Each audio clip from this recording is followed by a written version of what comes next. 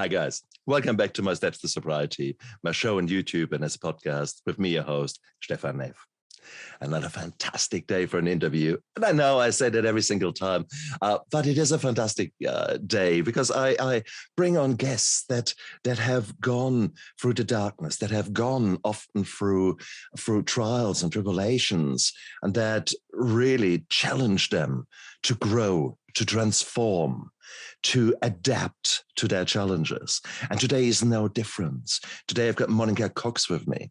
And Monica is here to share the hard lessons that she has learned. Because nowadays she is a health coach out there for specifically for women who want to have babies, but where infertility has struck. And her story is so beautiful. It's a story of transformation, a story of change, a story of growth. So most of my guests are version 2.0, the improved version. And Monica is no exception. So I'm dead proud to have her on my show. Monica, welcome to my Steps to Sobriety. Oh, thank you so much for having me.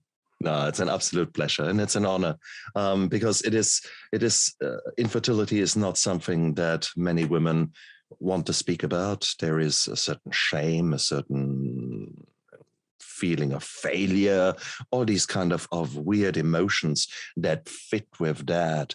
So having said that, I mean, what did you want to be when you were a teenager? I mean, most women say, oh, no, I will be a health coach for infertility. Said no teenager ever. Right. Who did you want to be? Well, just a snowboarding bum, to be honest, when I was a teenager. I didn't really, I was pretty lost looking back, and I didn't have really anything specific that I wanted to be. I loved children, and I always was really attracted to taking care of children. But also I was a traveler and I just wanted to explore. And, when I finally eventually went to college, after I got married around 23 years old, I did early education and childhood studies, and I loved it. And I worked with children for many years, but a health coach, and especially a fertility health coach, wasn't even on the cards. I didn't even know it existed. And exactly. It didn't. It didn't back then. Touche. I mean, we have seen a revolution within the last 20 years of people who have come to huge obstacles in their life and have learned to overcome them, who are now saying, well, actually, damn, if I had only known about the lessons, and who are now coming out there and doing coaching degrees or just getting out there and speaking up and creating a following. So it's so beautiful that this is happening. But on the flip side, it is, well, we all have gone through the darkness, and obviously there is a story there of yourself as well. Are you happy to share that? How did you? Yeah, totally. I mean, I'll give you the Cliff Notes because it's almost 9 years long. But basically, at 27, we started trying for a family, and I couldn't get pregnant. There was nothing wrong with me per se. The doctors could not figure out. I had no really big health issues. I had a lot of common ones though, looking back, and we tried IVF. That didn't work. And so we started on a path of wellness because the doctors basically said I couldn't do anything to improve my situation. And I was 30 years old. And I just called BS. I was like, this isn't true. Like, I don't know what I'm going to do, but there's got to be something, and I'm willing to try everything. And that is like including the witch doctor, like, I don't care. I'm going to try it. So that was the beginning of it. And, long story short, I figured out the root cause of my fertility, and it actually was my gut health, which was causing a lot of inflammation and oxidative stress through the rest of my body, and causing low egg quality and causing my body to be on such high alert that my immune system was attacking the embryos before they could even implant. And once I figured out what all my stressors were, what my inflammatory issues were, I reversed it. I do have an IVF baby, but I also got pregnant naturally after 8 years of infertility BS. Interesting. Well, how the hell did you figure out your gut microbiome being such an important player? There's unfortunately, there's nothing to actually tell you, well, actually, it's down there. So before we go any bit further, for anyone who's saying, what are you talking about? Gut microbiome? Well, gut microbiome, in a nutshell, guys, is all the bacteria that are living inside your bowel and are having a good time there. Now, you might think these are all nasty little critters that are not supposed to be there. Well, actually, let me tell you a few statistics. First of all, if you take all the cells that make you, guess what? About only 30% of them are coming from mommy and daddy. The rest are bacteria. So that's a bit scary. But the good thing is there are very powerful good bacteria.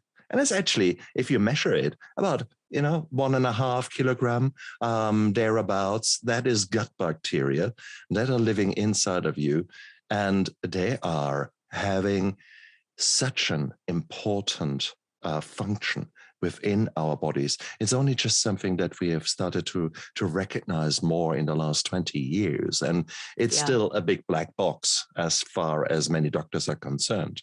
And whilst they may or may not have read a bit about it, what do you do about it? Bacteria, so great, what?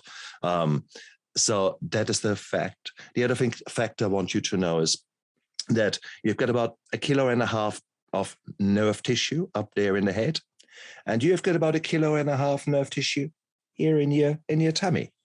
Now, do you think that could actually have something to do with your well-being, and that maybe all those little things that the good bacteria create, do you think that could interact with the nervous system down there, which then could interact with the nervous system up there? Yeah. Okay. Have I given you an idea where we are heading here? So this is not mumbo jumbo. This is not witch doctor, although I look good in a robe and a bit few bones around here. No, this is just thinking actually holistically and explaining to you guys why we are talking today about the lessons that Monica has learned the hard way. So Monica, back to you. So how did you figure out your gut was playing a role? Trial and error at the time, really, because, Instagram wasn't even invented when I started my journey. So this information wasn't out there. I did hook up with a really knowledgeable functional medicine practitioner, and he knew these things already. He was way beyond his time. But the focus was really, improving my diet, improving my mental and emotional health. And when I got the results, because we eventually went for autoimmune testing, and I found out that I had a thing called high natural killer cells, which everyone has natural killer cells. It's your immune system. It's the defense against a cold, a virus, cancer. It will come and help you fight off those things. Where when you have stomach issues, what happens is your gut lining is like a shag carpet, and it takes in the good stuff and it keeps out the bad stuff from your bloodstream. But when it's worn down again and again and again from alcohol, drugs, a poor diet, mental and emotional health, those junctions actually open and the food particles go into your bloodstream, elevating your immune system, because it's like, what the hell is this? This is not supposed to be here. Attack, attack, attack. And then all of a sudden your immune system is on overdrive. It has nowhere else to go, and it starts attacking your body. For me, it was so silent of an autoimmune issue at the time. I wasn't presenting with autoimmune issues like most people with this issue. I just had severe leaky gut, which was causing a cascade of inflammation through my whole body. And, through trial and error, through study, through testing, I started piecing all these things together and learning absolutely, like, just think of the basics. Everything you put in your mouth goes to your gut. So say if you take a supplement because you've been told that supplement is going to increase whatever, your gut has to take it. It doesn't like bypass your gut and go to your ovaries or bypass your, gut and go to your liver. Your gut deals with it. And then it takes that nutrients or that vitamin or those minerals and cascades it through your body. And then it gives it the support of the targeted area, right? Even like taking a headache medicine, you don't put the medicine in your ear next to your brain, you put it in your gut and your gut deals with it. So unfortunately, we've been so disconnected that we're not thinking what we're eating, what we're drinking, even like the environmental toxins are having an effect on us. And we don't think about it until we hit rock bottom or we get sick or we deal with infertility. You're so right. You're so on the money. Out of interest, did you have signs of upset tummies in the sense of a irritable bowel syndrome? Okay. Yeah. I had IBS. Did you have migraines? Did you have migraines? No, I never got headaches. No, I never got headaches. I didn't have skin issues. Yeah. So my symptoms were PMS. Yeah. I had IBS. I had bloating after almost every single meal, diarrhea, constipation, and then brain fog and joint pain.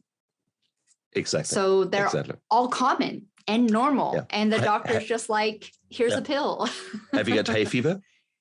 I had a severe hay fever. Yeah. Okay. So interesting, because you've got pills for all these little things. And I'm surprised that there's no migraines in there. Typically that rounds the whole thing nicely up. Right. So I was pretty much like you, minus the fertility, minus the, do I have migraines? Not really. No headaches. But there was a time about 6 years ago, 7 years ago, where I thought, I'm sick and tired of being sick and tired. Mm-hmm. But at that stage, I had already stopped my alcohol well and truly. And I thought, after that initial surge of energy, I thought, well, okay, actually, come on, is that it? Am I getting old? What is it? Mm-hmm. And I went to a nutritionist. And this nutritionist, Ben Warren, who is quite known here in New Zealand, is an amazing dude. And he basically, I said to him, look, I've sent you so many patients over my career as a doctor. Come on, it's time to put my money where my mouth is. Take me apart. I don't want to be just vegetating, just living. I want to thrive. And guess what? He did some allergy testing. Did you do anything like that?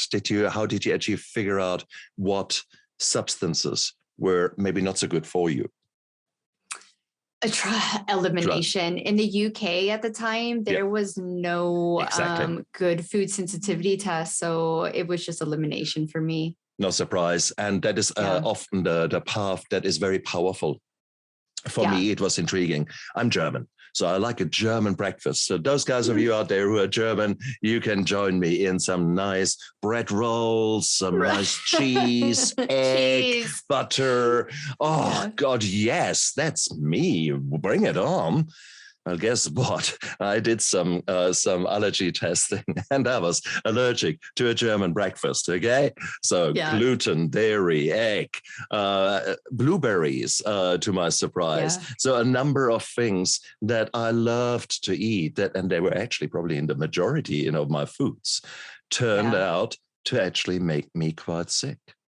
Yeah. And I thought, oh, God, no, what the hell do I eat now? Spinach leaves, and that's it. And ideally, yes, Ben would have liked me to do a lot more spinach leaves than I did. But in reality, yes, we eliminated those kind of the German breakfast out of my diet. And what shall I say? Similar to your story, my hay fever massively improved. The niggling pains here or there massively improved. My energy levels. And I had to say, this kind of, okay, you're right. So I'm living proof that your story holds so true. Yeah. Yet there are so many people out there who say, oh, yeah, I live healthy. And I don't need to pay attention to that. What do you say to those people? Yeah, I mean, there's a lot of backlash that your diet doesn't impact this, or the way you live, your lifestyle, the stress. And I mean, the only thing is I'm not here to change your mind. Like, you want to do it, do it. You know, for me, I was willing to try anything, and the things that worked, I kept doing. So if you don't believe it, it doesn't matter if you don't believe it, just try it. Prove yourself right that this stuff doesn't work. But I think most people, when they start seeing the results, and quite quickly too, like, it's not like fertility is a little bit different, but your gut health and your mood and all that, I mean, you're talking weeks that you can see really great improvement. So I'm just kind of like, why do you need science to tell you what your body can tell you yourself? And you're never going to get a true scientific study on this, because we're all so different. You can't put this, 100 people through the same regime and be like, oh, we'll see, it didn't work. It was like, yeah, well, people need different things, right? Absolutely. And that's brilliant. But as a doctor, I have to say, you actually went through a fertility clinic, because we have to recognize that there are many cases, the majority of cases, where actually people can very much find something. It might be as simple as the sperm count in the partner being low. So it might actually not have to do with you as a woman. You might still have your IBS, and you might still have everything, but you could very happily get pregnant. But it's actually your husband who is firing blanks. So here you go. So that is one example to actually say, hang on, this is a journey that most definitely will lead to an improved lifestyle for you. But don't just do that and forget to actually look at for the more nasty things that potentially are really the problem with you not having babies. And I mean, there's always a certain extent of like needing Western medicine to answer some questions for you. I think the issue that I stumbled upon, and this was in the United Kingdom. I'm American. I live in America. My husband's New Zealand. We've been to New Zealand. So we have like a pretty wide variety of different healthcare systems.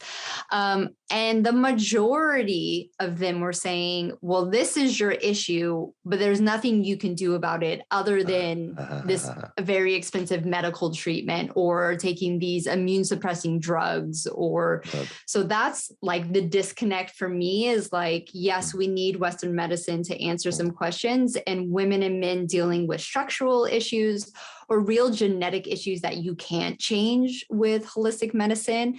That's what the fertility support is, but it's literally changed into $1 billion industry, and everyone dealing with any type of fertility issue is just getting cattled to fertility treatments.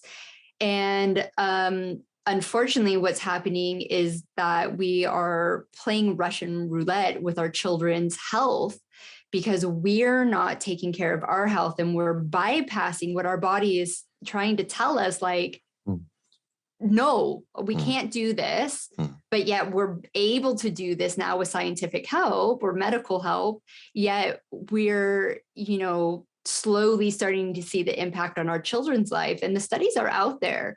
IVF babies are 30% more likely to have autism, ADHD, food sensitivity issues, a cascade of issues. And it's not the treatments, it's the health of the mother and father. They don't have to do anything. They get pregnant, they use this medication, and they still are growing this baby in the environment that was telling them before, it's not good enough to grow a baby, but they bypassed all those things. So I don't have an issue with medical treatment. I have an issue of how it's like really being used. Oh, very nice. Very intriguing insight there. Yeah. Very intriguing. Okay, now I'll take all that, what you're saying there. And there might be a fertility expert, i.e. a gynecologist who is specializing in fertility, who might very much disagree or take offense. Having said that, I certainly know that there is so much more to the human being than just a few tablets. There are very few things you can cure with tablets and injections. If your diet has been deficient, if you're malnourished, like most people in the Western world actually are, if you're malnourished and you live a life of not so great choices. Lots of alcohol, lots of smoking, lots of working hard, eating shit. Yeah. And then you say, doctor, I have got this heart attack. Cure me. Fix me. Yeah. Right. Yeah. Come on, man. I can't suck out 40 years of cigarettes out of your arteries or 40 years of pizza. Sorry, that doesn't work. So I think I love the way that you put ownership towards women, in this particular case, towards your clients. And I would extend that to any listener out there. Guys, you have got choices to make every single second of the day. You either drink water or you don't. So you either rehydrate or you don't. You eat healthy or you don't. Don't think that any of these choices think of all of these choices with compound interest. So you make the same choice again and again and again. Unfortunately, it will hit you sooner or later, like it or lump it. So therefore, it's like the saying, you are what you eat. I mean, it's only true if you're consistently eating a Snickers bar. If you're eating a Snickers bar daily, you are somewhat a Snickers bar. If you have a Snickers bar once a month, you are not a Snickers bar, right? So it's the consistency. I've got a little sticker there that I bought somewhere. You're eat or drink, you're either creating disease or preventing it. You know, it is actually. It is so true. And you had figured out that that's the hard way. So no, you're quite right. Yeah, they're really hard. Yeah. But so let's go back to, because we were talking infertility and we are talking, let me round that up though, as a physician, as a doctor. There are so many things out there where I think you need to go through to get yourself checked out. So if you know that you're struggling with fertility, then there are certain very basic things that your family physician, a house doctor, GP can do. And then there are more advanced things diagnostic things that a fertility clinic can do. Some fertility clinics are more holistic than others. You have to say that. So if there's a functional medicine component as part of that, then you're probably already having a head start compared with a more kind of let's implant embryos and that's the answer to everything. The reason I say that in a former life, I did my dissertation I wrote in fertility medicine, and we examined women who repeatedly lost their babies, who repeated abortions. And for example, in Germany, at that time in the 80s, it was quite normal. It was the German dream to have a house, you go rustic, so that means you panel it yourself with wood and you paint the wood yourself with some wood preserving things. And it was not so uncommon that you had a young couple coming together, they have their first baby, mommy stays home, husband goes to work, paneling everything on the weekends, soaking it all. And then suddenly, mommy started losing babies. And husband was fine because most of the days he was outside of the house. Yeah. And so we did blood studies and we found PCP, lindan, and those kind of substances that are basically leaking out of those toxic environments, which were now affecting the fertility of the woman. So that was an interesting insight, and it shows that an holistic approach, looking outside of the box, suddenly can actually help you. So this is one example where you just can't figure it out all yourself, where actually you want to have some help from someone who actually looks holistically, i.e. from all angles at you as a person, and then you as a future mummy or existing mummy who wants to have more babies. So I think that is so important. So this is not a thing that you can figure out all yourself. This is don't start creating the wheel again, literally. No. Cool. So done, dusted. So I have to say that. So hopefully I cover the medical side of things. But now let's go back to the leaky gut, and let's go back to where you actually started to make improvements. And it is, so it's amazing. So you had omission diets. You basically started not eating eggs, probably gluten. You probably stopped using maybe dairy. Was that something you went along? Yeah, I basically went paleo for a year, and I saw great improvements in so many areas, but I still wasn't getting pregnant.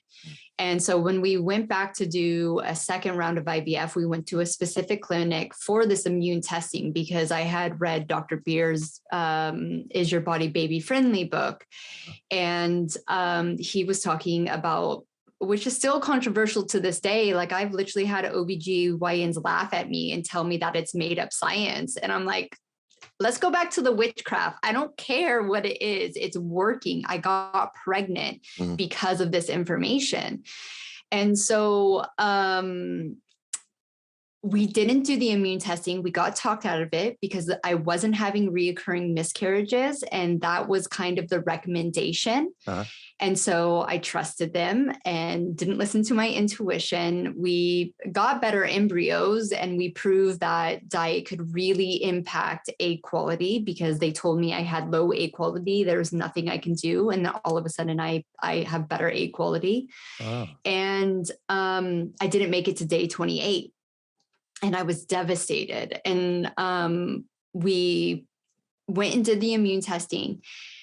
And it's only recently, me doing this work, that I realized that even after a year on a very clean diet, a really healthy lifestyle, I still had high natural killer cells that wouldn't let my embryos implant.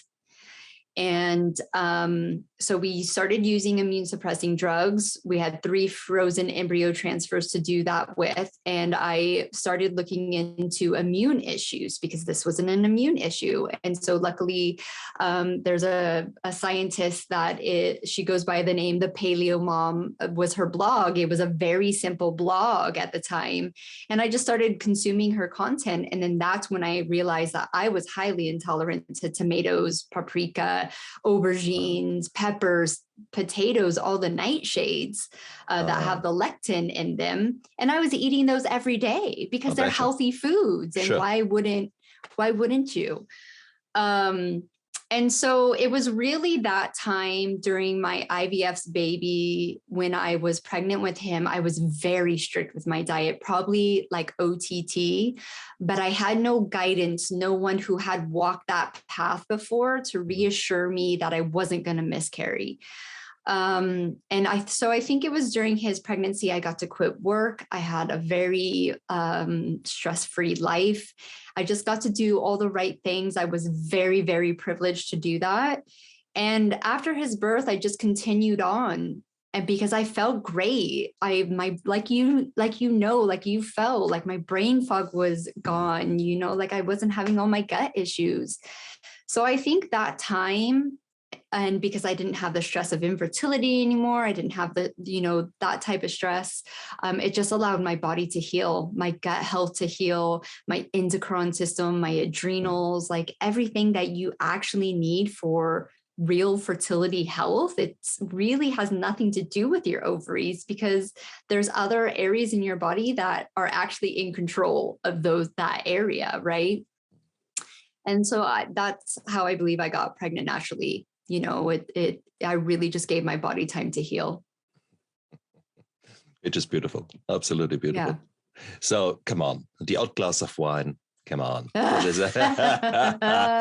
come on. See, I did when I went on to the self-improvement kind of bandwagon many, many, many years ago. So here I was reading or listening to Tony Robbins, having a glass of wine in my hand, was slowly getting pissed. So that was my life for many, many, many years. And I've put my story out there so many times. So I don't want to bore any more of our listeners here. But the reality is, I was drinking heavy. And needless to say, that is not particularly great for the gut. No. How was your journey there? Because you told us earlier, here you were this sort of bit lost teenager. Now a lost teenager who is snowboarding. Let me guess. Okay, there is, okay. So I'll make it short, but basically I grew up with two functioning alcoholics. And both sides of my family, the culture was very much alcohol to have fun. It wasn't, I wouldn't say it was frightful or a negative experience. It was always fun, but it wasn't healthy. And so my parents thought that it was safer for them to buy us alcohol during our high school parties than us to go to a party. They would rather just have us at the house. So I was drinking pretty heavily from the age of 16. And it was like weekends, right? Like we wouldn't weekday drink with our family, but it was just starting to be acceptable. And then, when I was 18, I started traveling and snowboarding, and that lifestyle is, I look back and I'm 5'5", like 105 pounds. And I'm not surprised I had fertility issues with the amount of alcohol. Like, let's go away from the food. Let's go away from the toxins. Like, just the alcohol was insane. And then I married a New Zealander who joined the British Air Force. And you want to talk about a drinking culture? Like, fucking hell. And this little girl could keep up with those boys, right? Exactly. And we're doing car bombs and shots and to the wee hours of the night. And so it was just a culture. And my husband enjoys a good drink, and which is ironic because his parents don't drink. So I don't even know where he got his issues. And so when I started to get sober for my fertility, because I read some studies that even one glass of wine can mess with the microbiome, and it was an emotional, mental thing too. Like, what's more important to you right now? Having one glass of wine or having your dream family? Now, do I believe that you have to be completely sober to heal? Absolutely not. I have to say I wasn't. But I was very strict with myself before transfers and all that. And so when I got sober, I was like, this is it. I've cracked drinking. Like, oh my gosh, I'm never going to drink again, especially after my pregnancies, right? And that was like the furthest thing from the truth. And after I finished breastfeeding my second son, it quickly came back. The habit quickly came back. And, the stress of motherhood, we moved countries after my second son was born, from the UK to Hawaii. We didn't have a community. COVID hit, and I started slipping into bad habits again. Now, I couldn't drink like I used to drink, and I couldn't even drink past 7:00, but I was having 1 to 3 glasses of something a night. And it's like, all right, here I'm back having 14 to 20 units a week, me being the size that I am. And with the combination of being a young mother, the diet was never an issue with me. I'm pretty good with my diet, but the stress and the alcohol, I started slowly seeing all my symptoms that I got rid of and hadn't seen for years come back. The brain fog, the PMS, the bloating, and it took me about a year. And this is the time I started diving into the mental and emotional stuff and really going down the rabbit holes of self-love and self-worth. And I knew at this stage that your subconscious mind is your driver, and that I had to change some of my subconscious beliefs. So I was working with that But during this time, every single night I would go to bed, I would tell myself, I don't drink. I'm not a drinker. I'm not going to drink tomorrow. And I would drink. I knew I was going to drink the next day. I knew that, but I also knew that the repetition of me telling myself again and again and again that, and I even have it written down right here. I said, Monica does limits her drinking and at times doesn't drink at all. I knew that I wanted to live a more sober life for various reasons. And April 1st, or not April 1st, but like a few weeks before April 1st, I was like, that's it. I'm going to stop April 1st. New moon. That's me. I'm done. And I told my husband and he said, yeah, right. You're going back home for Easter to be with your family. There's no way you're not going to drink. And all that work, I mean, was minuscule work, right? Like I wasn't in AA, I wasn't like going to meetings or groups. It was just me sitting with myself, telling myself that this was going to change. I woke up and that's it. And I haven't had a drink since. Wow. Yeah. And that's beautiful. That's beautiful. But let's go back. What did the alcohol actually give you? Because that is the key thing. You're not just drinking because, ooh, that's a very yummy poison. No teenager said that ever. Bullshit. No, it is. If you give alcohol to a little child, sort of, you get that kind of response, or they try to stay. And all the crap you drank as a teenager, like the only shit you could afford was like the Fireball, like the worst stuff ever, right? Exactly. So bullshit. I call on that. So what did the alcohol do to you? It was escape. It was absolute escape. You know, if you look back, you have two functioning alcoholics. I mean, they were escaping from their lives, you know, all the mental and emotional stuff that their parents put on them. And I mean, it's just a cascade of, generational trauma. So I think it was also like, it was the cool thing to do in my high school. Right. And I was just running with that crowd. But at the end of the day, when you get older, it is just an escape. And I saw that I was doing it out of boredom as well. Like being a homeschooling mom, like, okay, I've done all the things that I need to do. Now we still have like 6 hours until bedtime. Like, okay, I'm a little bit bored right now, just being honest. And so there was just like a few things. And I personally believe it's if you're using alcohol to so much so that you're changing the chemicals in your brain, right? That you're on a subconscious level, it is just escapism. It's a self-worth. It's a self-love. And then obviously it becomes habits, and you just have to start breaking like every little chain. But and it's really weird to get sober around people who aren't getting sober, and seeing your relationship with them on a sober level is incredibly hard, because you start seeing all the holes, right?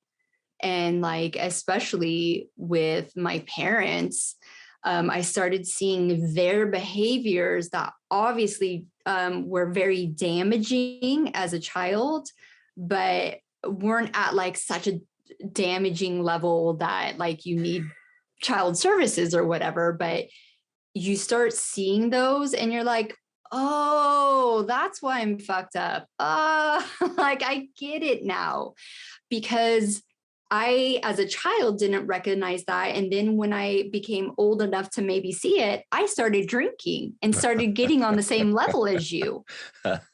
So it wasn't until I was pregnant at 35 with my first. I was 35 years old, 36, 37, that I started seeing stuff, what was really happening for the first time. Beautiful. And I think that's the reality. That's that something very similar is my story. Something very similar is happening around the world from one generation to the next. So, but then again, you said earlier, I loved it because that was, you described it as your parents' journey, as your parents trying to escape their reality at a time when there were no insights about the drinking culture, where it was normal to drink, and it was, on the contrary, it was part and parcel of many business deals, of many things that you take for granted in society. Right now, it was normal to smoke, it was normal to drink, and people looked at you in a weird way if you were excluding yourself from this bonding experience of getting pissed together. So let's be very clear about that. So especially for the younger listeners and viewers, it's probably hard for you to imagine in a world where increasingly people are actually drinking less. If you go through generations back, each generation was drinking heaps for a number of reasons, and it is only now that the things are mildly changing. Okay, so it is what it is. So. But just wow. I mean, your journey of transformation is amazing, because there you are, having to do it all the hard way, to figure out the lessons yourself, often in the face of criticism or laughter or derogatory comments. And I think that's the hard thing. That is, nowadays, again, I'm so blessed to have had those insights that I've gained over the last 10, 15 years, that I can listen to you and actually understand the gut microbiome. Whilst maybe there are other doctors still out there, they're saying, what a bullshit. No, I'm a surgeon. I cut things out. And if there's, what the hell shall I do with bacteria? You know, if you only have got a hammer, everything needs to look like a nail. Okay, and if it is not a nail, then you don't know what to do with it. So unfortunately, that still holds true for some of my colleagues. And that is where I put the onus on you. If you feel that, hang on, I'm not getting anywhere, get a second opinion or a third or fourth opinion, and actually don't stop looking. The other thing, though, I want to say is, there was a time as a young baby doctor, I was going through my training in anesthesia, and I was one night shift. I was trying to figure out what are the side effects of an obstetric epidural. So putting a little tube in the back and giving a pain relief for it. And I looked on the internet and I came across this most perfect summary of everything that could possibly go wrong with an obstetric epidural. And I thought, wow, that's the perfect exam answer. And I started copying and writing. It took me 2 hours to write the bloody thing down. And then I thought, who is putting so much time out there to give me the perfect exam answer in anesthesia? And guess what it was? It was a natural childbirth place who was basically very much saying, oh, evil doctors, evil that. So could it be that you might go onto the internet and actually find maybe discussion forums that are maybe where the pendulum maybe really has swung towards a very right-wing, maybe Dr. Hostile attitude? Yes, trust me, they're out there. So therefore, when I say seek a second and third opinion, with that also holds true if you hear a lot of things where people vilify doctors. Maybe you should talk to a doctor and actually just get both sides of the thing, sort of get the yin and the yang, because inevitably both sides will have something to offer. If you only go one way, you're actually excluding yourself from a healthy thing. We're talking about healthy things. Healthy things are black and white. There are yin and yang. If you look at the symbol, the black has got a bit of white in it and vice versa. So please, guys, go out there with an open mind. Learn as much as you possibly can about your body and about your problem. Whatever that may be, let it be diabetes or let it be whatever it is, and see how you can become knowledgeable and become a master, someone who knows more than their doctor on their particular issue. Yeah. For me, it is beautiful with the journey with alcohol, and for others, for you, it is the journey with fertility, where you can now help other women to see the broader picture, and that is so beautiful. And Monica, I think it's really tapping back into a woman and a man's intuition. Like, we've really lost that ability. And when you start changing up your diet and listening to what your body is saying after you eat something, and you get in tune with that, you can actually keep going with listening to your body. So when you speak to a naturopath, a doctor, a health coach, whatever it is, and you're sitting there, and if you just tune into what your body is feeling, you will either go, yes, this is right for me. I trust this person. I'm going to take their advice, no matter what it is, right? Or if you're sitting there getting really tense or like, nah, that doesn't make sense to me, then walk away. Like, don't work with that person, right? Like, I feel like we're in these headlights of like, well, I have to do this. It's like, no, just take a breath. Like, my way isn't the right way for everyone. Medical assistance isn't the right way for everyone. Like, you really got to, like you say, just find the right person that you connect with and you trust and is going to lead you to your ultimate goal. Exactly. Monica, if people after this interview think, wow, this woman actually has got something there, maybe I should get in touch. Where can they find you? So I'm finding fertility everywhere on Instagram, TikTok. My website is findingfertility.co. So I'm really easily Googleable. Exactly. And you have got a book out there, haven't you? Yeah. Yay. Yeah. Come on. I have 6 steps to boost your embryos. And there's a really good introduction to each of the steps just to give you an insight of where you need to go. But mostly it is a 365-day journal. You can start at any time. And it just, you have to answer a question every day. Like, what can I do to help someone out tomorrow?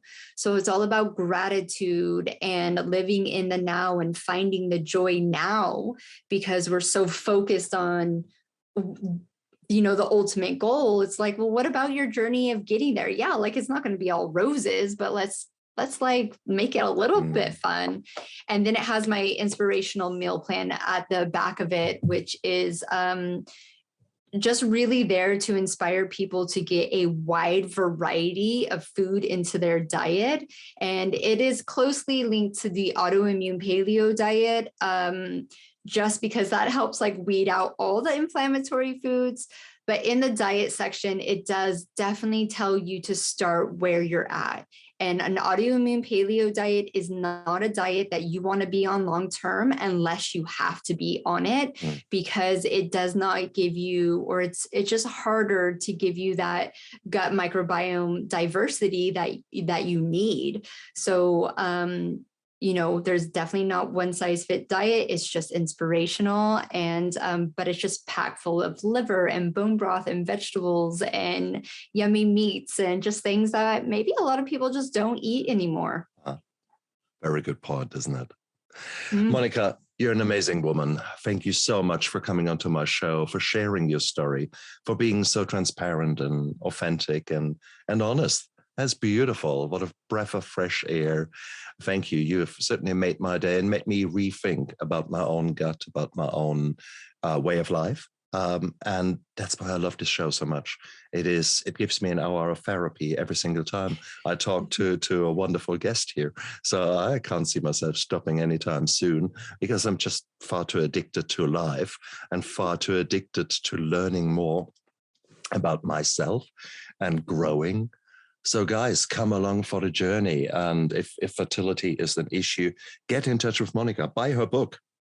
And look down there into the description of the YouTube video, because all her links are down there. So what's your excuse not to get in touch?